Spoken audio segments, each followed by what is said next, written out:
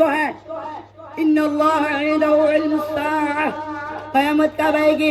یہ علم اللہ کے سوا کس کو ہے؟ وَيُنَزِّلُ الْغَيْثَ، بارش کب آئے گی؟ وَيَعْلَمُ مَا فِي الْأَرْحَامِ، عورت کے رحم میں بچہ ہے بچی ہے، کچا ہے کچی ہے، ایک ہے دو ہے، کالا ہے بوزا ہے، پورا ہے دھورا ہے، سست ہے چست ہے، یہ کس کو پتا ہے؟ وَمَا تَدْرِي نَفْسٌ مَاذَا تَكْسِبُ غَدًا، کوئی شخص نہیں جانتا وہ کل کیا عمل کرے گا۔ وَمَا تَدْرِي نَفْسٌ بِأَيِّ أَرْضٍ تَمُوتُ، موت تمہیں کہاں آئے گی؟ یہ علم سوائے اللہ کے کس کو ہے؟ عزیز دوستو، ہم سفر پر جاتے ہیں تو باقاعدہ ایک تھیلا ہوتا ہے، بستر ہوتا ہے، کرایہ ہوتا ہے، انتظام ہوتا ہے، اہتمام ہوتا ہے، تو ہمارا ایک لمبا سفر ہوتا ہے قبر سے لے کر حشر تک۔ پیغمبر صلی اللہ علیہ وسلم کے جزاکم اللہ خیرا احسن الجزا۔ شاعر نے کہا تھا کوئی بن گیا رونا پکیاں دا، کوئی بن گیا رونا پکیاں دا، کوئی چھوڑ کے شیش محل چلیا، کوئی پلیا ناز سے نکھرے وچ، کوئی پلیا ناز سے نکھرے وچ، کوئی گرم ریت کے پھڑ چلیا، کوئی بھول گیا مقصد آمن دا، کوئی کر کے مقصد حل چلیا، کوئی بھول گیا مقصد آمن دا، کوئی کر کے مقصد حل چلیا، بلے شاہ کیسا مسافر نہیں، کوئی اج چلیا کوئی کل چلیا، اور عبادت کرن کے نام گل بن دی ہے، کسے دی اج بن دی ہے، کسے دی کل بن دی ہے، کیوں انکار کرنا ہے ایک دن خاک ہو جانا، اساں دے جانور جانے جناں دی کھل بندی ہے۔ اس کے بعد میں اس پروگرام کو آگے بڑھاتے ہوئے تقریر کے لیے دعوت دوں گا اسی ادارے کے ہونہار طالب علم بلال احمد ابن ریاض احمد، جن کی تقریر کا موضوع ہے آپ علیہ السلام کی سیرت اور آپ کے اخلاق۔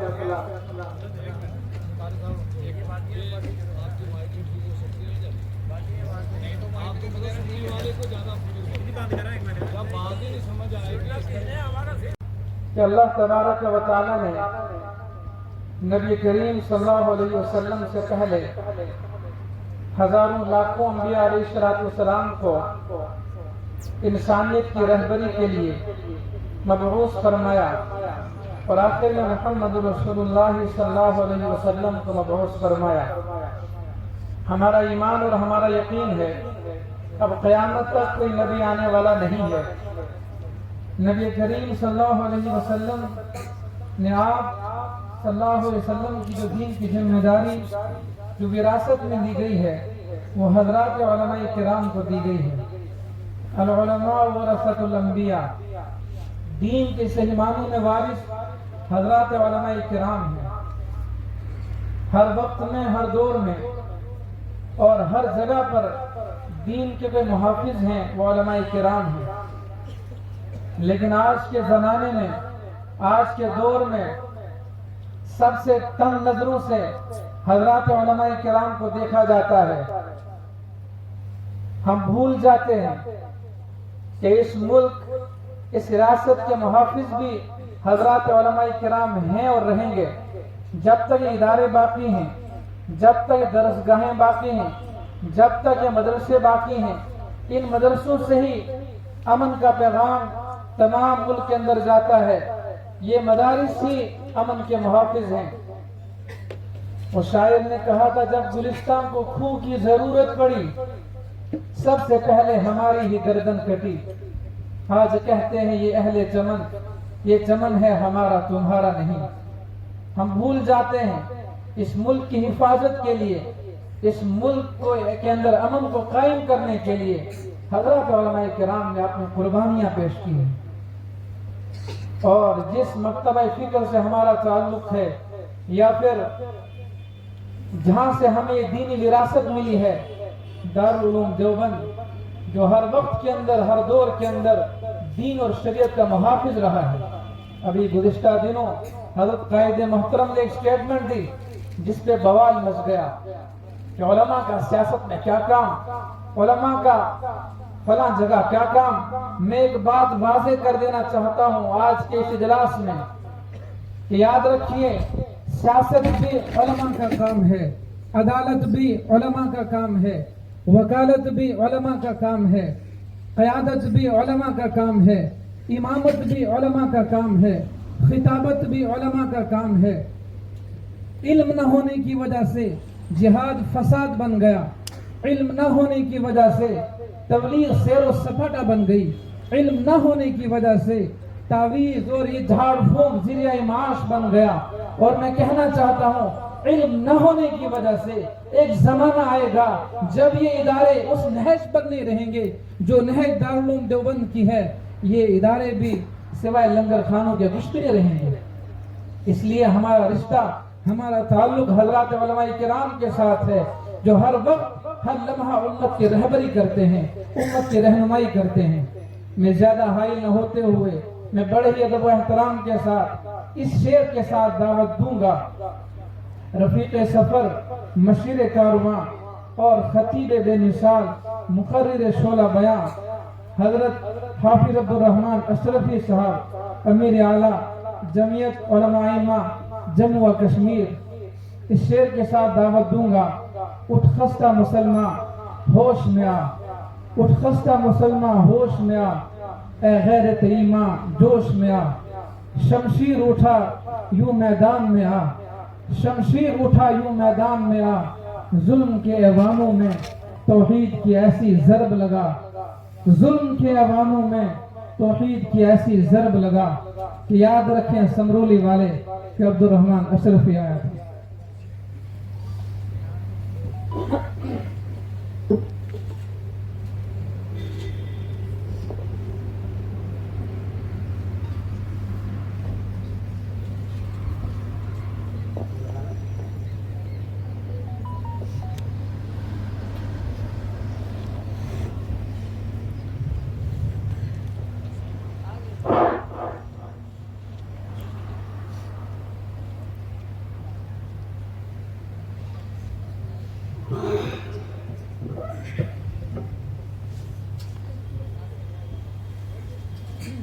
نحمده ونصلي على رسوله الكريم أما بعد أعوذ بالله من الشيطان الرجيم بسم الله الرحمن الرحيم إن هذا القرآن يهدي للتي هي أقوم وقال الله تبارك وتعالى ألف لام ميم ذلك الكتاب لا ريب فيه هدى للمتقين وقال الله تبارك وتعالى إن الله اشترى من المؤمنين أنفسهم وأموالهم بأن لهم الجنة وقال الله تعالى وَلَنَبْلُوَنَّكُمْ بِشَيْءٍ مِّنَ الْخَوْفِ وَالْجُوعِ وَنَقْصٍ مِّنَ الْأَمْوَالِ وَالْأَنفُسِ وَالثَّمَرَاتِ وَبَشِّرِ الصَّابِرِينَ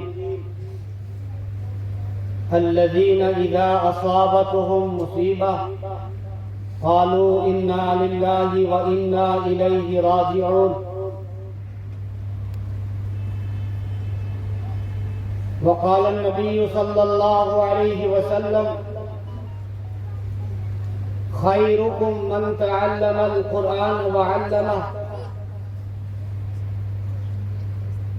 وقال عليه الصلاة والسلام المسلم أخو المسلم صدق الله مولانا العظيم۔ درود شریف پڑھیں اللہم صلی علی محمد وعلی آل محمد کما صلیت علی ابراہیم وعلی آل ابراہیم انک حمید مجید اللہم بارک علی محمد وعلی آل محمد کما بارکت علی ابراہیم وعلی آل ابراہیم انک حمید مجید۔ زمانہ آج بھی قرآن ہی سے فیض پائے گا،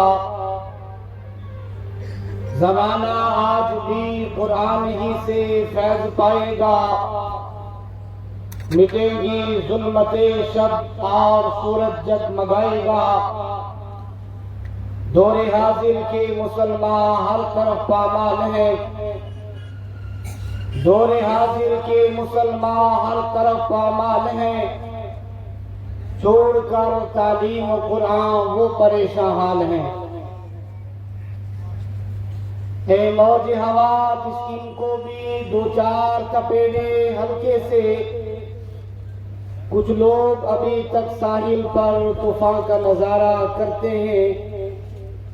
یہ دنیا اہل دنیا کو بسی معلوم ہوتی ہے، نظر والوں کو یہ اجڑی ہوئی معلوم ہوتی ہے۔ یہ کس نے کر دیا سب دوستوں سے مجھ کو بیگانہ، مجھے اب دوستی بھی دشمنی معلوم ہوتی ہے۔ میں رونا اپنا روتا ہوں تو وہ سن سن کے ہنستے ہیں، انہیں دل کی لگی ایک دل لگی معلوم ہوتی ہے۔ اگر ہمت کرے تو کیا نہیں انسان کے بس میں، اگر ہمت کرے تو کیا نہیں انسان کے بس میں، یہ ہے کم ہمتی جو بے بسی معلوم ہوتی ہے۔ کر لے کشمکش زندگی میں دیکھ کیا بات ہے، باقی رہ گئی کامیابی وہ خدا کے ہاتھ ہے۔ ایک ہو مسلم حرم کی پاسبانی کے لیے، نیل کے ساحل سے لے کر تاب و خاک کاشغر، اگرچہ بت ہیں جماعت کی آستینوں میں، مجھے ہے حکم اذان لا الہ الا اللہ۔ اپنے من میں ڈوب کر پاجا سراغ زندگی، اپنے من میں ڈوب کر پاجا سراغ زندگی، تو میرا نہیں بنتا نہ بن اپنا تو بن، سکھ دئیے اسنو جسنو سکھ سماوے، سکھ دئیے اسنو جسنو سکھ سماوے، سکھ نہ دئیے بوجھو بانترنوں کے کر کلائی پٹی جاوے۔ علم دا نام لکھ روپیات جالت دا نام تیلا، علم دا نام لکھ روپیات جالت دا نام تیلا، علم تلے دی تار تے جائل جٹن دا سیلا۔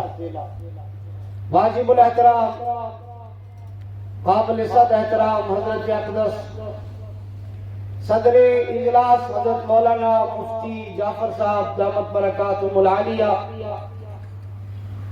اسٹیج پر تشریف فرما حضرات علماء کرام، معزز سامعین، پردہ نشین ماں اور بہنوں، السلام علیکم ورحمۃ اللہ وبرکاتہ۔ میں آج کے اس پروگرام میں اپنے سبق کے دوران جو میں آپ کو سنانے جا رہا ہوں، علماء کرام کو مخاطب نہیں کر رہا ہوں، اس لیے کہ میں خود کو اس بات کا عین نہیں سمجھتا کہ میں علماء کرام کو خطاب کروں۔ آپ کو پڑھا ہوا سبق سنانا ہے، آپ دعا فرمائیں کہ اللہ تعالیٰ مجھے صحیح سنانے کی توفیق عطا فرمائے، ہم سب کو اس پر عمل کرنے کی توفیق عطا فرمائے۔ میرے بھائیوں، قرآن کریم تورات، انجیل اور زبور کی طرح ایک ہی مرتبہ نازل نہیں ہوا۔ جب جب رحمت عالم صلی اللہ علیہ وسلم کو ضرورت پڑتی رہی، قرآن کریم نازل ہوتا رہا۔ تورات نازل ہوئی کتاب کی شکل میں، انجیل نازل ہوئی کتاب کی شکل میں، زبور نازل ہوئی کتاب کی شکل میں۔ تورات کو اتارنا تھا، اللہ نے پیغمبر کو بلایا، کہا آؤ تورات لے جاؤ، پیغمبر تشریف لے گئے، تورات لے آئے۔ انجیل کو نازل کرنا تھا، اللہ نے عیسیٰ علیہ السلام سے فرمایا کہ اپنے حضر خاص میں چلے جاؤ، ہم آپ پر انجیل کو نازل کر رہے ہیں۔ حضرت عیسیٰ علیہ السلام گئے اور انجیل مل گئی۔ داؤد علیہ السلام سے کہا اپنے حضر خاص میں چلے جاؤ، عبادت گاہ میں چلے جاؤ، ہم آپ پر زبور کو نازل کر رہے ہیں۔ لیکن قرآن کا معجزہ یہ ہے کہ جہاں جہاں محمد مصطفیٰ گئے وہیں وہیں اللہ کا قرآن نازل ہوا۔ تورات کتاب کی شکل میں نازل ہوئی، انجیل کتاب کی شکل میں نازل ہوئی، زبور کتاب کی شکل میں نازل ہوئی، قرآن نہ تورات کی شکل میں، تورات کی طرح کتاب کی شکل میں نازل ہوا، نہ زبور کی طرح کتاب کی شکل میں نازل ہوا، نہ انجیل کی طرح کتاب کی شکل میں نازل ہوا، بلکہ قرآن سیدنا محمد رسول اللہ کے سینے مبارک پہ نازل ہوا۔ اب آپ بتاؤ کہ قرآن کا پہلا محافظ سینہ ہے یا قرآن کا پہلا محافظ جو ہے وہ کتاب ہے؟ جواب دیں، سینہ ہے یا کتاب ہے؟ قرآن سینے پہ نازل ہوا، کتاب میں نازل ہوا، تو اب قرآن کا پہلا محافظ سینہ ہے یا کتاب ہے؟ جبریل علیہ السلام نے قرآن سنا اللہ سے، اس کو یاد کیا، یاد کر کے آئے، سنایا محمد رسول اللہ کو، سیدنا محمد رسول اللہ نے قرآن کو یاد کیا، اس کے بعد سنایا صحابہ کو، ابو بکر کو، عمر و عثمان و علی کو، اور صحابہ کرام نے قرآن کو سنا، پھر اللہ کے نبی نے فرمایا سنو بھی، اس کو یاد بھی رکھو، ساتھ میں لکھ بھی لو، اور قرآن کریم کو صحابہ نے یاد کیا، پھر حضور نے اسے لکھایا، تو پتہ چلا کہ قرآن جو ہے وہ سینہ بسینہ نازل ہوا ہے، کتاب کی شکل بعد میں محمد رسول اللہ نے دی، کتاب کی شکل بعد میں محمد رسول اللہ نے دی۔ اب جب قرآن کتاب کی شکل میں نازل نہیں ہوا، سینے کی شکل میں نازل ہوا، تو قیامت تک اس قرآن کا پہلا محافظ جو ہے وہ سینہ ہے، اور دوسرا محافظ جو ہے وہ کتاب ہے۔ پہلا محافظ کون ہے؟ سینہ ہے، اور دوسرا محافظ کون ہے؟ کتاب۔ کتاب کو ضائع کیا جا سکتا ہے لیکن سینہ ضائع نہیں ہو سکتا۔ کتاب آپ الماری میں اٹھاؤ اور دشمن آ کر کتاب لے جائیں گے، آپ سے چھین لیں گے، لیکن قرآن کریم کس کی سینے میں ہے اس کا کسی کو کوئی علم نہیں ہے۔ ایسے ہزاروں حفاظ اور قرہ موجود ہیں کہ جن کے حافظ ہونے کا پتہ ان کے استاد کے علاوہ آج تک کسی کو نہیں ہے، لیکن وہ قرآن کے 30 سپاروں کے حافظ ہیں۔ دنیا کے ایسے ممالک ہیں کہ جہاں قرآن کریم پر پابندی لگی اور لوگ قرآن کریم جو ہے قبروں میں جا کر یاد کیا کرتے تھے۔ جب روس کے اندر انقلاب آیا، کمیونسٹ کا انقلاب، تو قرآن کریم پر پابندی لگ گئی۔ اس زمانے کے اندر قرآن کریم کو پڑھنا جرم تھا اور مسلمانوں سے قرآن کریم کو چھین لیا گیا، اور کتابوں میں لکھا ہے، تواریخ کی کتابوں میں، کہ رمضان المبارک میں کمیونسٹ دکاندار اپنے دکانوں پر کتاب قرآن رکھا کرتے تھے، اور 3 گنا اس کی جو ہے قیمت بڑھا دیتے تھے، اس کی مزدوری بڑھا دیتے تھے، اور ایک مسلمان کرایہ پر قرآن کریم کو لا نہیں سکتا تھا۔ 8 گھر مل کر کے قرآن کریم کو لاتے تھے اور لا کر کے اسے پڑھا کرتے تھے، اور باقی مہینوں میں اس کی جو ہے قیمت تھوڑی کم ہوا کرتی تھی۔ صرف قرآن کریم کو لے جا کر کے پڑھ کر کے واپس لایا جاتا تھا، گھر میں رکھنے کی اجازت نہیں تھی۔ جب روس کے اندر یہ انقلاب آیا اور پھر جب کمیونسٹ انقلاب اپنے عروج پر پہنچا، تو روس کے اندر جو کمیونسٹ دکاندار اپنے دکانوں پر قرآن رکھتے تھے، وہ قرآن کریم بھی اٹھا لیے گئے، اور ایک بڑے عرصے تک اور سالوں تک روس کے اندر سے قرآن کو ختم کر دیا گیا۔ لیکن اس دور کے اندر جو وہاں کے مسلمان تھے، انہوں نے دیکھا کہ ان سے قرآن چھین لیا گیا ہے، کتابیں چھین لی گئی ہے، انہوں نے اپنے حفاظ کو جمع کیا، اور ان کے حافظ جو ہے سبزی کی دکان انہوں نے ڈالی، اور انہوں نے دوسری دکانیں ڈالی، مسلمانوں کے بچوں کو ساتھ بٹھایا، سبزی بیچنے کے بہانے سے، دکان پر چیز بیچنے کے بہانے سے قرآن کریم یاد کیا کرایا گیا۔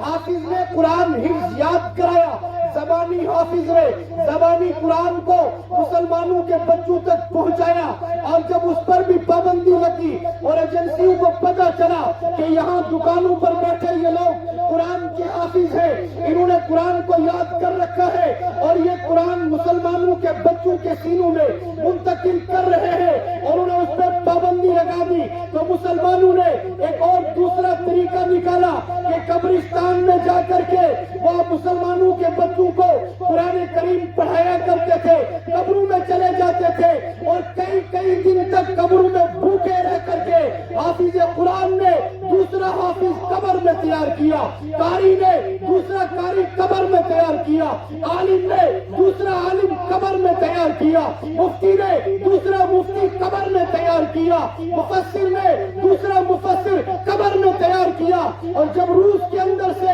قرآن پاک پہ سے پابندی اٹھی اور کچھ تھوڑی سی راحت انہیں ملی تو سعودی عرب سے وہاں کی حکومت نے ایک وفد بھیجا کہ اس علاقے کے بچے لائے گئے اور انہیں مدینہ یونیورسٹی کے اندر اور مسجد نبوی کے اندر داخل کر کے قرآن کریم کو حافظ بنایا جائے، قاری بنایا جائے، عالم بنایا جائے، تاکہ ان علاقوں کے اندر قرآن کریم کو زندہ دوبارہ سے کیا جائے۔ جب وہ وہاں پہنچے اور انہوں نے 1400 بچوں کا انتخاب کیا اور انہیں بلایا، الحمدللہ وہ 14 کے 1400 بچے قرآن کے حافظ بھی تھے، قرآن کے قاری بھی تھے۔ انہیں ان سے پوچھا گیا کہ تم نے یہ قرآن یاد کہاں کیا؟ انہوں نے کہا جب پابندی لگائی کمیونسٹوں نے تو ہم نے اپنے بچوں کو قبروں میں منتقل کر دیا اور قبروں میں لے کر کے ہم نے قرآن کریم کو یاد کرایا۔ میرے بھائیوں، کتاب پہ تو پابندی لگا سکتے ہو لیکن سینے پہ کوئی پابندی نہیں لگا سکتے۔ کس سینے میں اللہ کا قرآن محفوظ ہے دنیا والوں کو نہیں پتا ہے۔ اللہ کو معلوم تھا کہ قیامت تک قرآن کی حفاظت اللہ نے حافظوں کے ذریعے سے کرنی ہے۔ میرے بھائیوں، اللہ قرآن میں ارشاد فرماتا ہے اِنَّا نَحْنُ نَزَّلْنَا الذِّكْرَ وَإِنَّا لَهُ لَحَافِظُونَ۔ فرمایا قرآن ہم نے نازل کیا، اس کی حفاظت بھی ہم ہی کریں گے۔ ذرا آپ تھوڑا سا غور کریں کچھ دوسری مثالوں پر۔ اللہ فرماتا ہے يَهَبُ لِمَن يَشَاءُ إِنَاثًا وَيَهَبُ لِمَن يَشَاءُ الذُّكُورَ أَوْ يُزَوِّجُهُمْ ذُكْرَانًا وَإِنَاثًا۔ ہم جس کو چاہتے ہیں بیٹے دیتے ہیں اور جسے چاہتے ہیں بیٹیاں دیتے ہیں اور جسے چاہتے ہیں بیٹے بیٹیاں دونوں دیتے ہیں اور جسے چاہتے ہیں بانج بنا دیتے ہیں۔ اولاد اللہ دیتا ہے، ذریعہ کس کو بنایا؟ ماں باپ کو بنایا۔ اولاد اللہ دیتا ہے، ذریعہ ماں باپ کو بنایا ہے۔ آدم علیہ السلام کو اللہ نے بغیر ماں باپ کے پیدا کیا۔ اللہ چاہتا تو ساری دنیا کے اندر کائنات کے ایک ذرے کو بغیر ماں باپ کے پیدا کر دیتا، ساری کائنات اور انسانوں کو ماں باپ کے بغیر پیدا کر دیتا، جیسے انسانوں کے ابا آدم علیہ السلام کو پیدا کیا۔ لیکن اللہ نے ایسا نہیں کیا، بلکہ آدم علیہ السلام کو بغیر ماں باپ کے پیدا کرنے کے حضرت حوا کو آدم کی پسلی سے پیدا کر کے پھر آگے انسانیت کی نسل کو بڑھانے کے لیے اللہ نے بچوں کو پیدا کیا، ماں اور باپ کے ذریعے سے پیدا کیا۔ ان اللہ یرزق من یشاء بغیر حساب۔ رزق اللہ دیتا ہے اور کسی کو زمین کے ذریعے سے دیتا ہے، کسی کو نوکری کے ذریعے سے دیتا ہے، کسی کو تجارت کے ذریعے سے دیتا ہے، کسی کو ملازمت کے ذریعے سے دیتا ہے۔ رزق اللہ دیتا ہے لیکن ذریعہ بنایا ہے، کسی کے لیے نوکری کو بنایا، کسی کے لیے تجارت کو بنایا، کسی کے لیے مزدوری کو بنایا، کسی کے لیے کھیتی اور باڑی کو بنایا۔ رزق دینے والی ذات اللہ کی ہے۔ دنیا میں اس نے اسباب پیدا کر رکھے ہیں، یہاں سے آپ کو رزق پہ ہوت ملے گا۔ اللہ تعالیٰ نے موسیٰ علیہ السلام سے خود کلام کیا، بیچ میں جبرائیل علیہ السلام نہیں تھے۔ اللہ چاہتے تو سارے نبیوں سے براہ راست کلام کر سکتے تھے، جیسے موسیٰ کلیم اللہ سے کیا، جیسے معراج کی رات میں محمد رسول اللہ سے کیا۔ لیکن اللہ نے انبیاء تک اپنا پیغام پہنچانے کے لیے جبریل علیہ السلام کو ذریعہ اور واسطہ بنا کر کے دنیا والوں کو بنایا، بتایا کہ دنیا کا ہر کام اللہ کرتا ہے، ذریعہ اور واسطے سے کرتا ہے۔ موت اللہ دیتا ہے، ملک الموت علیہ السلام کے ذریعے سے دیتا ہے۔ اللہ چاہے تو خود جان نکال سکتا ہے، لیکن ذریعہ کس کو بنایا؟ ذریعہ کس کو بنایا؟ ملک الموت کو بنایا یا نہیں بنایا؟ اسی طرح اللہ تعالیٰ نے قرآن کریم کی حفاظت اپنے ذمہ لی، فرمایا قرآن کی حفاظت ہم کریں گے۔ اِنَّا نَحْنُ نَزَّلْنَا الذِّكْرَ وَإِنَّا لَهُ لَحَافِظُونَ۔ قرآن نازل ہم نے کیا، حفاظت بھی ہم کریں گے۔ لیکن اللہ نے اس قرآن کی حفاظت کے لیے دنیا میں جو ذریعہ بنایا ہے، وطن کی حفاظت کا ذریعہ اللہ نے حافظ قرآن کو بنایا ہے، اور معنی کی حفاظت کا ذریعہ اللہ نے عالم کو بنایا ہے، تفسیر کی حفاظت کا ذریعہ مفسر کو بنایا ہے، حدیث کی حفاظت کا ذریعہ محدث کو بنایا ہے، فقہ کی حفاظت کا ذریعہ مفتی کو بنایا ہے، قرات کی حفاظت کا ذریعہ قاری کو بنایا ہے، اور اللہ قرآن کی حفاظت کرتا ہے، متن کی حافظ کے ذریعے سے کرتا ہے، معنی کی عالم کے ذریعے سے کرتا ہے، مفسر تفسیر کی مفسر کے ذریعے سے کرتا ہے، حدیث کی محدث کے ذریعے سے کرتا ہے، قرات کی قاری کے ذریعے سے کرتا ہے، قرآن کی حفاظت اللہ کرتا ہے۔ لیکن دنیا میں اس نے اسباب پیدا کر رکھے ہیں، وطن کی حفاظت حافظ کرتا ہے، معنی کی عالم کرتا ہے، تفسیر کی مفسر کرتا ہے، حدیث کی محدث کرتا ہے، قرات کی قاری کرتا ہے۔ اللہ قرآن کی حفاظت کرتا ہے، اپنے ان خاص بندوں کے ذریعے سے کرتا ہے۔ میرے بھائیوں، دنیا کے اندر جہاں جہاں قرآن چیلنج کیا گیا، اللہ اس چیلنج کا جواب دینے کے لیے زمین پر آئے کہ تم جھوٹ بولتے ہو، یہ قرآن سچا ہے، میں رب کہتا ہوں سچا ہے۔ آیا نہیں، اس لیے کہ اللہ کو بندوں کے قرآن کو چیلنج کے جواب دینے کی ضرورت نہیں۔ کیوں؟ اس لیے کہ اللہ نے اس دنیا میں قرآن کے ہر چیلنج کا جواب دینے کے لیے الگ الگ ذریعے اور اسباب پیدا کر رکھے ہیں۔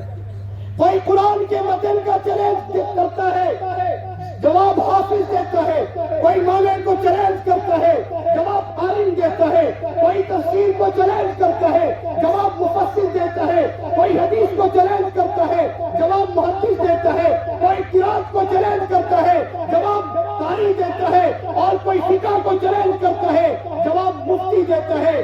یہ سب قرآن کریم کے سپاہی ہیں۔ اور اس ہندوستان کے اندر ہمارے پاس اپنی مثال ہے۔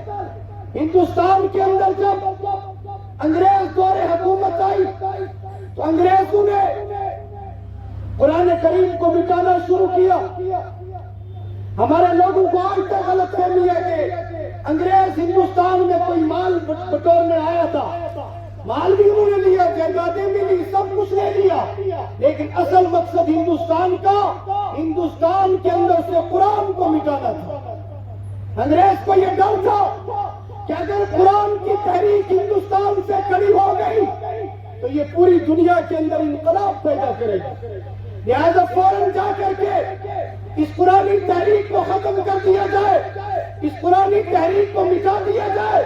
تو انگریز آیا اور اس نے آ کر کے فوراً قبضے کے بعد اپنی ایجنسیوں سے پوچھا کہ بتاؤ ہندوستان میں قرآن کو زندہ کیوں نے رکھا ہے، وہ لوگ کون ہیں، وہ ذریعہ اور اسباب کیا ہیں؟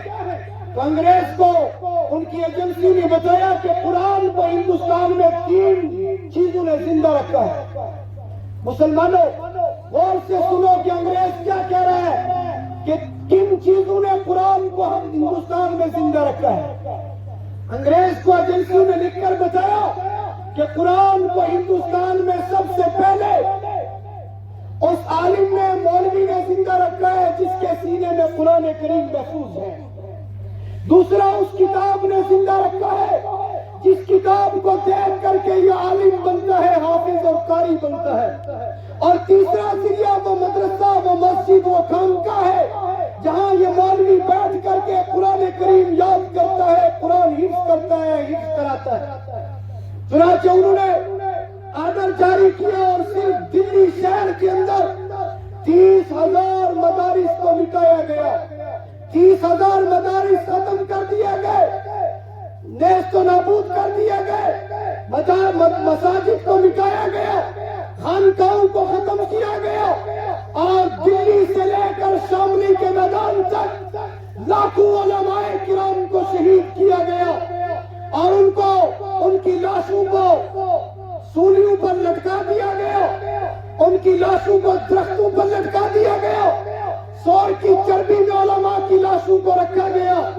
اور اس طرح انگریز نے ایک مدت تک قرآن کریم کے خلاف مہم چلائی، اور جو کتابیں موجود تھی انہیں اٹھا کر جلا دیا، آدھی کتابوں کو سمندر میں پھینک دیا، اور ایک مدت کے بعد جب انگریز یہ سارا کر کے مطمئن ہو گیا کہ اب ہم نے ہندوستان سے قرآن اور حافظ قرآن، قرآن اور عالم قرآن، قرآن اور قاری قرآن کو مٹا دیا، اب نہ ہندوستان میں قرآن ہے نہ حافظ قرآن ہے، نہ ہندوستان میں قرآن ہے نہ قاری قرآن ہے، نہ ہندوستان میں قرآن ہے نہ عالم قرآن ہے، اب ہم نے سب مٹا دیا۔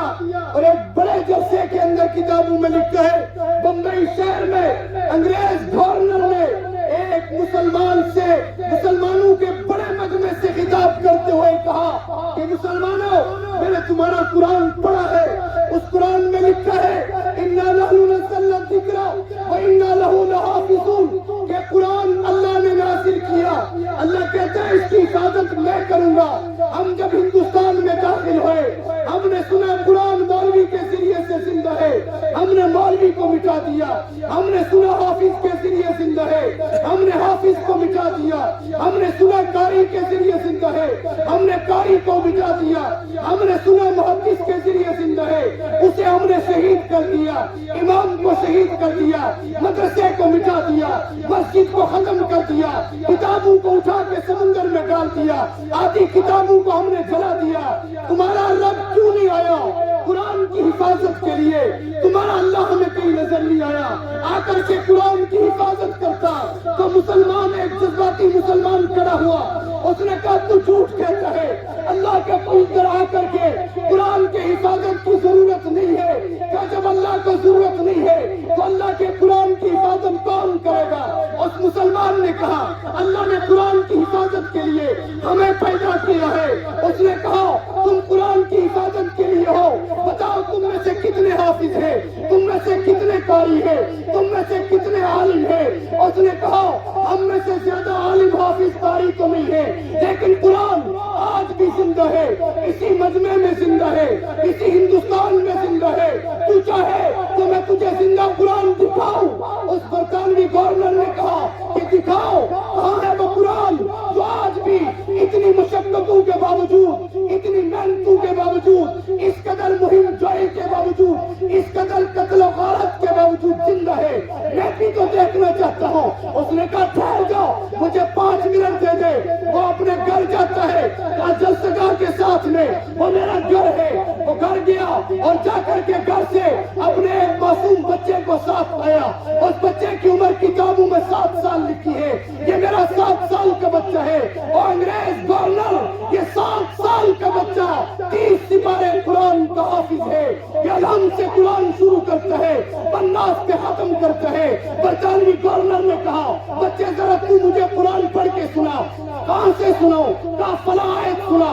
اس نے آیت پڑھی، دوسری آیت پڑھی، تیسری آیت پڑھی، چوتھی آیت پڑھی، 5ویں آیت پڑھی، قرآن کا صفحہ پڑھا، رکوع پڑھا، 2 رکوع پڑھے۔ قریب تھا کہ اسی مجمع میں وہ 7 سال کا معصوم چھوٹا سا نازک سا کمزور سا بچہ 30 سپارے قرآن سنا دیتا۔ ہندوستان کی سرزمین پر قرآن اور حافظ قرآن نے برطانیہ کے طاقتور گورنر اور حکومت کے حکمراں کو اور طاقتور برطانیہ کے اس گورنر کو مجبور کیا، یہ کہنے پر اس نے ہندوستان کی سرزمین پر بمبئی کے اندر کھڑے ہو کر جلسے عام میں اعلان کیا کہ مسلمانوں میں اعلان کرتا ہوں قرآن خالق کی کتاب ہے، مخلوق میں سے کوئی اسے مٹا نہیں سکتا۔ کوئی مٹا سکتا ہے؟ اتنی بات سے کر لیں، اس لیے کہ قرآن کو زندہ رکھنے والی اصل طاقت جو ہے وہ اللہ کی ذات ہے، وہ اللہ کی ذات ہے۔ مخلوق مٹا سکتی ہے؟ نہیں مٹا سکتی۔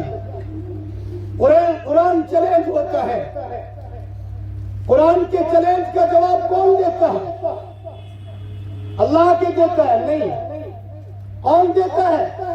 جن کو اللہ نے قرآن کا محافظ اور سپاہی بنایا۔ کسی ملک پہ جنگ مسلط ہو رہا ہے، جواب دیتی ہے سپاہی، فوج جواب دیتی ہے یا عام لوگ دیتے ہیں؟ ہمارے ملک پہ اگر جنگ مسلط ہو کون جواب دے گا؟ فوج جواب دے گی یا ہم اور میں آپ جواب دیں گے؟ فوج جواب دے گی. سرحد پہ فوج ہوتی ہے, ملک کی حفاظت فوج کرتی ہے.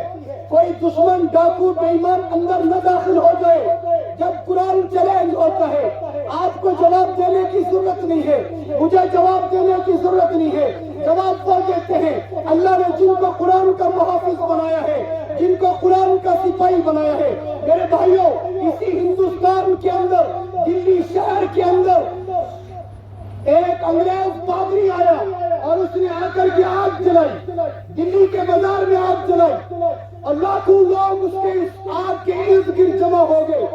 لاکھوں کا مجمع جمع ہو گیا, اور جب وہ مجمع جمع ہوا تو لوگوں اس نے اعلان کیا, اس نے کہا میں نے یہ آگ جلائی ہے, میرے ہاتھ میں قرآن ہے. ذرا میری طرف توجہ, میں آپ کو کچھ سمجھانا چاہتا ہوں. اس نے کہا میرے ہاتھ میں یہ بائبل ہے, اور مسلمانوں تم کہتے ہو جو قرآن پڑھے گا وہ جہنم کی آگ میں نہیں جلے گا. اور آج ہم ایک ٹرائی کرتے ہیں, اگر تمہارا قرآن سچا ہوگا وہ دنیا کی آگ میں نہیں جلے گا. جب قرآن آگ میں نہیں جلے گا تو پڑھنے والا جہنم کی آگ میں نہیں جلے گا. اور نے کہا مسلمانوں میں تمہیں چیلنج کرتا ہوں, تم جاؤ اپنا قرآن لے کر آؤ, میرے ہاتھ میں بائبل ہے, تم اس آگ میں قرآن کو ڈالو, میں اس آگ میں بائبل کو ڈالتا ہوں. اگر تمہارا قرآن چل گیا, اسلام مذہب جھوٹا ہے, تم سارے عیسائی بن جانا. اگر میری بائبل چل گئی, عیسائی مذہب جھوٹا ہے, ہم سب عیسائی مسلمان بن جائیں گے. اب مسلمان پریشان ہو گئے, اب کیا کرے؟ کسی نے کہا کہ اس کے چیلنج کا جواب ہے کوئی؟ کسی عقل مند نے کہا کہ چیلنج کا جواب تو ہے, لیکن جواب دینے والا موجود نہیں ہے. اس چیلنج کا جواب کون دے گا؟ کیا جواب وہی دے گا اللہ نے جس کو قرآن کا سپاہی بنایا ہے. کیا وہ قرآن کا سپاہی کون ہے؟ کیا وہ شاہ ولی اللہ محدث دہلوی ہے جو اپنے گھر میں تشریف فرما ہے؟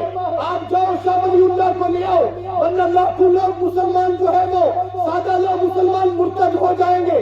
ان کے مرتد ہونے کا خطرہ پیش آ چکا ہے, لہٰذا فوراً شاہ ولی اللہ کو بلا کر لایا جائے. لوگ شاہ ولی اللہ کے پاس گئے, کہ حضرت جی ایک انگریز پادری نے دلی کے بازار میں آگ جلا رکھی ہے, چکا جلا رکھی ہے, وہ ہمیں چیلنج کر رہا ہے, اسلام و قرآن کو چیلنج کر رہا ہے. آپ آؤ ذرا چیلنج کا جواب دو. شاہ ولی اللہ گھر سے نکلے, لوگوں نے کہا قرآن ساتھ میں اٹھا لو. اس نے کہا مجھے اٹھانے کی ضرورت نہیں ہے. کیا کیوں ضرورت نہیں ہے؟ کہ میرے سینے میں 30 سپارے قرآن محفوظ ہے, میں قرآن کی کتاب ہاتھ میں نہیں لے سکتا. جس کے سینے میں موجود ہو, یہ بھی قرآن ہے, یہ بھی قرآن ہے, میں سینے والا قرآن لے کر جاؤں گا, ہاتھ میں قرآن لے کر نہیں جاؤں گا. وہ جب وہاں مجمع میں پہنچا, انگریز پادری سے کہا کہ کیا کہتے ہو؟ اس نے کہا میں نے آگ جلائی ہے, تم اس میں قرآن کو ڈالو, میں بائبل کو ڈالتا ہوں. اگر تمہارا قرآن جل گیا, اسلام مذہب جھوٹا ہے. اگر میری بائبل جل گئی, عیسائی مذہب جھوٹا ہے, جس کی کتاب چل گئی اس کا مذہب چھوڑ دیں گے, جس کی بچ گئی اس کا مذہب اختیار کر لیں گے. شاہ ولی اللہ محدث دہلوی نے فرمایا میں اپنے ہاتھوں سے قرآن کو آگ میں ڈالوں, میں کیا منکر قرآن ہوں؟ کیا مجھے قرآن سے محبت نہیں ہے؟ کیا مجھے قرآن سے پیار نہیں ہے؟ اس انگریز پادری نے کہا کہ تم میرے چیلنج کا جواب کیسے دو گے اگر تم آگ میں نہیں ڈالو گے؟ اس نے فرمایا میں قرآن لاتا ہوں, قرآن کو سینے سے لگاتا ہوں, تم بائبل کو سینے سے لگاؤ, اور تم بھی بائبل سمیت آگ میں چھلانگ لگاؤ. میں قرآن سمیت آگ میں چھلانگ لگاتا ہوں. اگر تیری بائبل سچی ہوگی تجھے جلنے سے بچا لے گی, میرا قرآن سچا ہوگا مجھے جلنے سے بچا لے گا.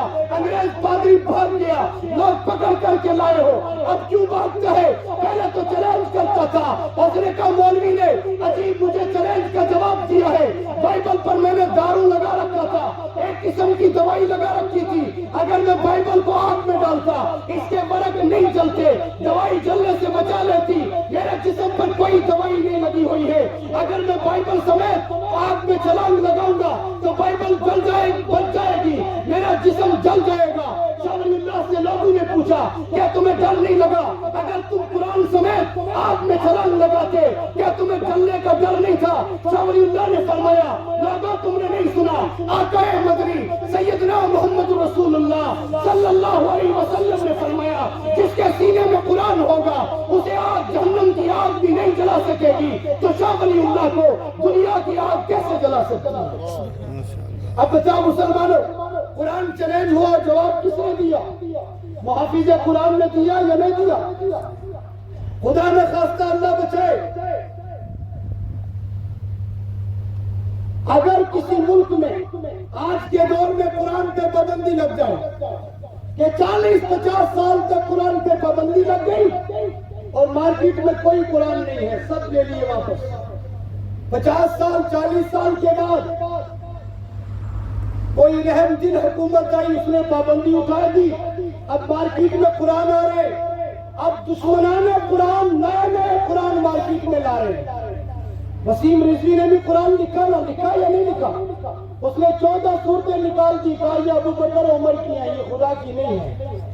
اسی طرح وسیم رضوی جیسا کوئی دشمن خدا، کوئی دشمن قرآن مارکیٹ میں نیا قرآن لا کے دے دے، یا امریکہ والوں نے بھی ایک نیا قرآن چھاپا ہے، مارکیٹ میں قرآن آ گیا، آپ اور میں مارکیٹ چلیں گے قرآن لانے کے لیے، آپ اور میں اس قرآن کو لانے کے بعد کیسے مطمئن ہوں گے کہ یہ وہی قرآن ہے جو اللہ نے نازل کیا ہے، یا چند صورتیں کسی نے نکال دی ہیں، یا چند صورتیں کسی نے ختم کر دی ہیں؟ ہم کیسے اطمینان کریں گے؟ بتاؤ، جواب دو۔ ہم مجبور ہو جائیں گے کسی حافظ قرآن کو ڈھونڈنے کے لیے کہ ڈھونڈ کر لاؤ کوئی حافظ قرآن، حافظ قرآن کو لوگ ڈھونڈ کر لائیں گے، پھر ہم اس حافظ سے کہیں گے حافظ صاحب یہ لو قرآن، آپ ذرا اس قرآن کو دیکھو، الف لام سے لے کر والناس تک یہ اللہ ہی کا قرآن ہے یا چند صورتیں کسی ظالم اور دشمن نے نکال دی ہیں؟ جب حافظ ہمیں کہے گا کہ یہ وہی قرآن ہے جو اللہ نے محمد مصطفیٰ کے سینے پہ جبریل کے ذریعے سے نازل کیا تھا، تب تک ہم اطمینان حاصل کر سکتے ہیں۔ اب بتاؤ، قرآن کا اصل محافظ سینہ ہے یا کتاب ہے؟ تو سینہ کہاں تیار ہوتا ہے؟ مدرسوں میں ہوتا ہے یا نہیں ہوتا ہے؟ لوگ غیبتیں کرتے ہیں، برائیاں کرتے ہیں، علماء کی، حفاظ کی، قراء کی، دنیا کی سب سے مظلوم ترین قوم اگر اس وقت کی سرزمین پر کوئی ہے تو وہ علماء، اور ان کو مظلوم کسی اور نے نہیں بنایا، ان کو مظلوم خود مسلمانوں نے بنایا۔ مسلمانوں، آج مجھے اور آپ کو مدرسہ برا لگتا ہے، ہمیں آج مدرسہ اچھا نہیں لگتا، مدرسے کے خلاف بات کرتے ہیں، مولوی کے خلاف بات کرتے ہیں، مدرسہ آج ہمیں برا لگتا ہے۔ آپ کو اور مجھے کیا معلوم، یہ مدرسہ میری اور آپ کی زندگیوں کو بچانے کا ذریعہ، مدرسہ صرف مجھے آپ کو تحفظ نہیں دیتا، یہ غیر مسلموں کو بھی تحفظ دیتا ہے، یہ عیسائیوں کو تحفظ دیتا ہے، یہ دنیا کے یہودیوں کو تحفظ دیتا ہے، مدرسہ جبرائیل میکائیل اسرافیل کو بھی تحفظ دیتا ہے۔ کائنات کی ایک شے اگر بچی ہوئی ہے تو مدرسے کی وجہ سے بچی ہوئی ہے۔ میرے بھائیوں، اللہ کے نبی نے فرمایا کہ جب کسی قوم کے اندر اس قوم کے لوگ گناہوں میں مبتلا ہو جائے تو اللہ عذاب بھیج دیتا ہے، اس قوم کو مٹانے کے لیے اللہ کے فرشتے آ جاتے ہیں بستی والوں کو عذاب دینے کے لیے، اور آ کر کے دیکھتے ہیں کہ ان کے چھوٹے چھوٹے بچے قرآن کی تلاوت کر رہے ہیں، صبح تہجد کی نماز کے بعد قرآن پڑھا جا رہا ہے، فرشتے واپس چلے جاتے ہیں اور کہتے ہیں اللہ جن لوگوں کو آپ نے عذاب دینے کا حکم دیا ان کے بچوں کو ہم اپنی آنکھوں سے دیکھ کر آئے کہ وہ قرآن کی تلاوت کر رہے تھے، اللہ ان بچوں کا کیا کرے؟ ان کو گاؤں سے نکالے، پھر عذاب نازل کرے۔ اللہ فرماتے ہیں فرشتوں، گاؤں میں قرآن پڑھا جا رہا تھا، اللہ پڑھا جا رہا تھا، رب کہتا ہے فرشتوں اگر ان کے بچے قرآن پڑھ رہے ہیں، اگر اس بستی میں قرآن کی تلاوت ہو رہی ہے تو مجھے حیا آتی ہے، شرم آتی ہے ایسی بستی پر عذاب نازل کرتے ہوئے جہاں قرآن کی تلاوت کی جا رہی ہو۔ فرشتوں میں 40 دن تک اپنا عذاب واپس لیتا ہوں، 40 دن بعد پھر عذاب آتا ہے، پھر مدرسے کے بچے عذاب کو روک لیتے ہیں، پھر عذاب آتا ہے، پھر مدرسے کے بچے عذاب کو روک لیتے ہیں۔ میرے بھائیوں، کیا آپ نے وہ حدیث نہیں سنی؟ اللہ کے نبی نے فرمایا قرب قیامت سے پہلے اللہ قرآن کو اٹھا لے گا. قرآن کو اٹھانے کی دو صورتیں ہوں گی. علماء کو اللہ موت دے دے گا اور رات کو لوگ سوئیں گے, صبح کو اٹھیں گے, قرآن کے اوپر سے قرآن کے الفاظ مٹ چکے ہوں گے. فرمایا پھر قیامت آ جائے گی اور جب تک دنیا میں قرآن اور محافظ قرآن حافظ قرآن زندہ ہے قیامت نہیں آئے گی. اور جب وہ آئے گی تو بڑا درد ہوگا. قرآن نے کہا اذا وقعت الواقعہ لیس لوقعتها کاذبہ خافضۃ رافعہ اذا رجت الارض رجا وبست الجبال بسا فكانت هباء منبثا. یہ جو بڑے بڑے پہاڑ اللہ نے میپ کے طور پر زمین میں گاڑ رکھے ہیں, فرمایا یہ روئی کی طرح آسمان میں اڑیں گے. اذا الشمس كبرت واذا النجوم انكدرت واذا الجبال سجرت واذا العشار عطلت واذا الوحوش حشرت واذا البحار فجرت واذا القبور بعثرت. یہ ٹھنڈے پانی مجھے اور آپ کو گرم نظر آئیں گے اور اونٹنیاں اپنے بچے پھینک دیں گی اور باپ بیٹے کا نہیں ہوگا, بیٹا باپ کا نہیں ہوگا, بھائی کسی کا نہیں ہوگا, سب کو موت آ جائے گی. یہاں تک کہ جبریل علیہ السلام بھی مر جائیں گے, میکائیل علیہ السلام کو موت آ جائے گی, اسرافیل علیہ السلام کو موت آ جائے گی, زمین آسمان کے فرشتے مر جائیں گے, یہاں تک کہ ملک الموت کو بھی موت آ جائے گی. کیوں؟ اس لیے کہ دنیا میں قرآن زندہ نہیں رہا, اور جب تک قرآن زندہ ہے تب تک ہوائیں چلتی رہیں گی, ٹھنڈے پانی بہتے رہیں گے, اللہ کا نظام کائنات چلتا رہے گا. اس قرآن کی وجہ سے صرف مسلمان ہی فائدہ نہیں اٹھاتے, غیر مسلم بھی قرآن کریم سے فائدہ اٹھاتے. اگر کوئی ہے اور سب کی ہم سب کی تجارتیں, ہماری نوکریاں, ہماری جو بھی ہم کرتے ہیں وہ قرآن کی بدولت زندہ ہے. اور میں ہر جگہ یہ کہتا ہوں ایک عرصے سے, ادھر میرے بزرگ اگروال لوگ بیٹھے ہیں, ہم نے بڑی شوق ہے اولیاء کرام لوڑن کی, ہے یا نہیں؟ اللہ تعالی شوق نہ ہمیشہ اپنا بارگاہ میں قبول فرما. اگر ہمیں کوئی کہے کہ وہ اس پہاڑ پر ایک ولی کامل بیٹھا ہے, ابھی چلے جائیں گے اسے ڈھونڈنے کے لیے. ولی سے جو خدا کے دوست سے جو ملنا ہے, خدا کا دوست خدا کا دوست ہوتا ہے. اور یہ عربی کا لفظ ہے ولی, ولی کے معنی دوست, ولی اللہ خدا کا دوست. اب مجھے ایک بات آپ بتاؤ, یہ قرآن کس کا کلام ہے؟ خدا کا ہے یا نہیں؟ قرآن کلام اللہ ہے, قرآن مخلوق نہیں ہے, خالق کا کلام ہے. اور قرآن جو ہے اللہ سے آیا ہے, اور قرآن محمد رسول اللہ کے پاس سے ہم تک پہنچا ہے.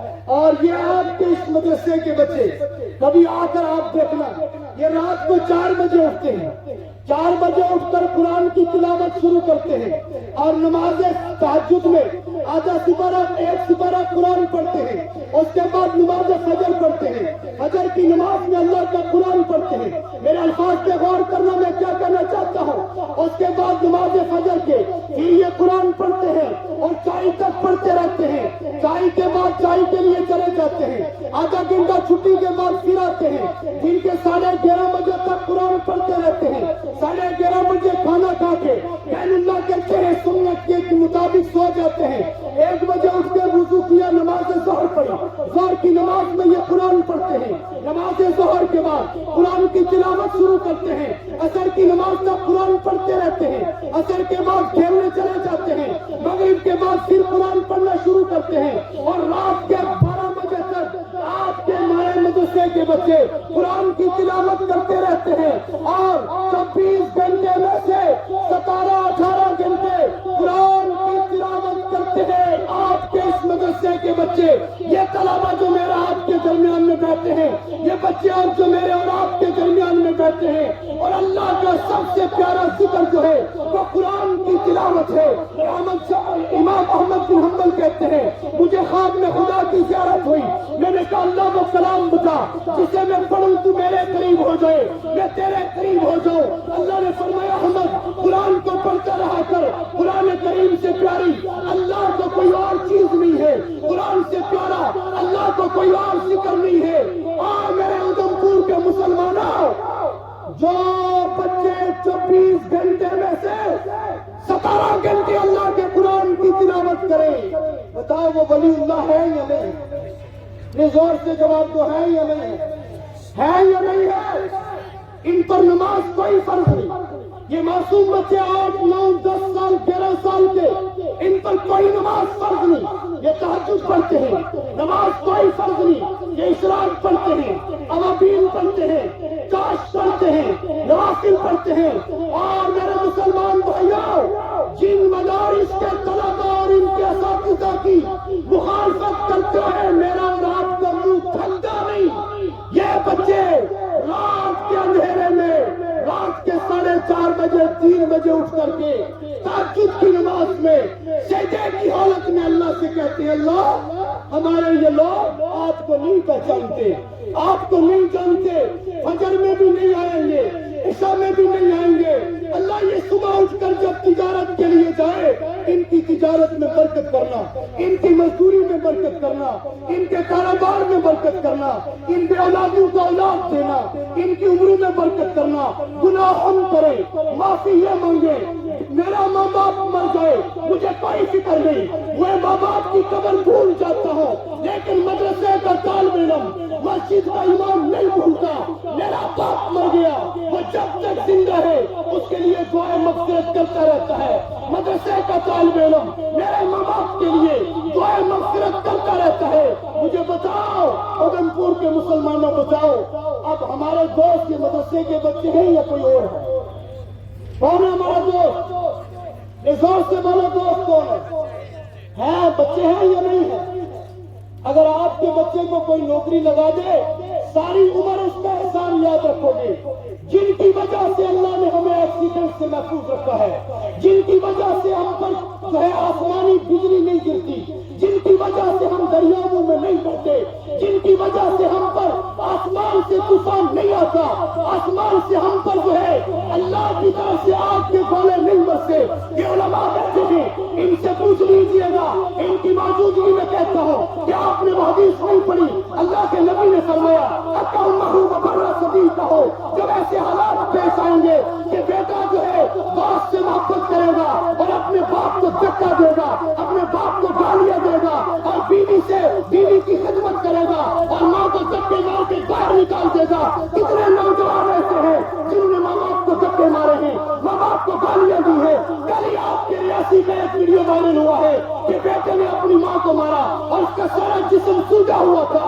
اللہ کا عذاب نہ آئے، آسمان سے پتھر نہ برسے. کسی حدیث میں آگے لکھا ہے کہ جب ایسا ہوگا کہ بیٹا باپ کو جو ہے چھوڑ کر کے دوستوں کی پوجا کرے گا، دوستوں سے محبت کرے گا، ماں کو چھوڑ کر کے بیوی کی خدمت کرے گا، فرمایا کہ تم لیے تیار رہنا، تمہاری شکلیں مسخ ہو جائیں گی. آج سے تم آسمان سے تو برات برسے گی اور پتھر برسیں گے اور اللہ کا عذاب نازل ہوگا. میرے بھائیوں، اگر یہ سب ہو رہا ہے، اگر لوط علیہ السلام کی قوم پر عذاب اس لیے آیا کہ انہوں نے ہم جنس پرستی کو استعمال کیا، اس کا اختیار کیا. دنیا کے کتنے ملک ایسے ہیں جہاں مردوں سے مرد شادی کرتے ہیں، عورتوں سے عورتیں شادی کرتی ہیں، پھر بھی اللہ کا عذاب نہیں آتا. دنیا کے کتنے ایسے لوگ ہیں جو پیغمبر کی بات نہیں مانتے. صالح علیہ السلام کی قوم نے حضرت صالح کی اونٹنی کو ذبح کیا، اللہ نے قوم کو ہی مٹا دیا. ہم آج پیغمبر کی سنتوں کو ذبح کر رہے ہیں، محمد کے فرمان کو ذبح کر رہے ہیں، اللہ کے قرآن کو اپنی آنکھوں کے سامنے ذبح ہوتا ہوا دیکھ رہے ہیں. لیکن ہم نے غیرت نہیں آتی، ہمیں محبت نہیں جاتی، ہمیں عقل نہیں آتی، پھر بھی اللہ کا عذاب نہیں آتا. پتہ ہے کیوں؟ ان بچوں کی وجہ سے نہیں آتا. یہ بچے ہیں وسیلہ ہمیں بچانے کی. اگر 1 منٹ کے لیے ان علماء اور طلباء کو دنیا سے الگ کر دیا جائے، اللہ 1 منٹ کے لیے بھی دنیا کو برداشت نہیں کرے گا. اسی وقت قیامت ہے، یہ آسمان ٹوٹ کر زمین پر پڑے گا اور زمین تکیل میدان ہو جائے گی. تو میرے بھائیوں، جن کی وجہ سے اللہ نے زندہ رکھا ہے ان کی خدمت کرنی چاہیے کہ نہیں کرنی چاہیے؟ پچھلی سال ہمارے مدرسہ ایسا ہی تھا، تو اوپر والا چھت ایسا ہی تھا، اس سال بھی آئے ایسا ہی ہے، 3 سال کے دیکھ رہے ایسا ہی ہے. اگر یہ میرے بکروال ایک بکری دے دیتے، میرے گجر ایک بچہ بچی دے دیتے، میرے بنیارے ایک بھینس دے دیتے کہ اللہ یہ بکری، یہ بھینس، یہ گھوڑا یہ جانور میری طرف سے اس مدرسے کو، اللہ اس کا ثواب میری طرف سے محمد رسول اللہ کا طرف۔ جب حضور کی بارگاہ میں ثواب پہنچے گا، حضور آپ سے پیار کریں گے نہیں کریں گے؟ کریں گے نہیں کریں گے؟ حضور کہے گا میرے امتی نہیں، میرے لیے، میرے ثواب کے لیے بکری تھی، امتی میں تجھے تنہا نہیں چھوڑوں گا، حوض کوثر پہ جب تجھے پیاس لگی ہوگی میں تجھے پانی پلاؤں گا، جب تو شفاعت کے لیے تڑپ رہا ہوگا، فرشتے پکڑ کے تجھے جہنم میں لے جا رہے ہوں گے، میں اس وقت آ کر تیری مدد کروں گا۔ کہیں گے یا نہیں؟ ایک حدیث کا ٹکڑا سناتا ہوں جلدی جلدی۔ حدیث میں آیا ہے قیامت کے دن ایک شخص کے اعمال کم پڑ جائیں گے اور اس کے بعد فرشتے آئیں گے، اس کو جہنم کی طرف لے جائیں گے۔ اللہ فرمائے گا جبریل تم جاؤ اس کو لاؤ واپس، اس کو واپس لائیں گے۔ اللہ فرمائے گا جبریل اس سے پوچھو کہ آپ جہاں رہتے تھے اس آپ کی بستی میں آپ کو کسی عالم سے محبت تھی؟ کسی عالم کی مجلس میں بیٹھتا تھا؟ وہ کہے گا نہیں۔ جبریل اس سے پوچھو کسی عالم کو آج تک دسترخوان پہ بٹھایا، کھانا کھلایا؟ وہ کہے گا نہیں۔ اگر کھلایا تو میں اس عالم کی سفارش سے تیری مغفرت کر دیتا ہوں۔ وہ کہے گا نہیں۔ جبریل اس سے پوچھو کہ کیا کبھی اس نے کسی عالم سے محبت کی؟ وہ کہے گا اللہ نہیں کی۔ اللہ کہے گا جبریل اس سے کہو کہ کیا اس گاؤں میں تم رہتے ہو جس میں کوئی عالم رہتا تھا؟ وہ کہے گا میں ایسے کسی گاؤں میں نہیں رہتا تھا جہاں عالم رہتا ہو۔ اللہ فرمائے گا پھر سے کہو کہ آپ کا کوئی ایسا دوست ہے کہ جس کا دوست کوئی عالم ہے؟ آپ کا کوئی ایسا دوست ہے کہ جس کا دوست کوئی عالم تھا دنیا میں؟ وہ کہے گا اللہ ایک ایسا میرا دوست ہے کہ جس کا دوست ایک مولوی، ایک مفتی، ایک حافظ تھا۔ اللہ کہے گا میں اسی عالم کے دوست کے وسیلے سے تیری مغفرت کر رہا ہوں۔ جبریل اس کو لے جاؤ جنت میں ڈال دو۔